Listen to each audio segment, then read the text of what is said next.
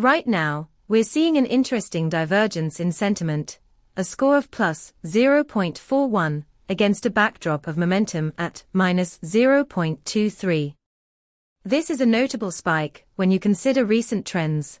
Typically, we see sentiment and momentum moving together.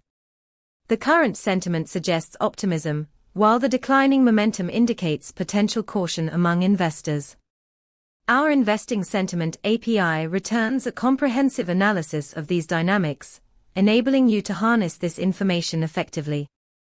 Imagine integrating this data into your trading algorithms to identify potential reversal points or market shifts.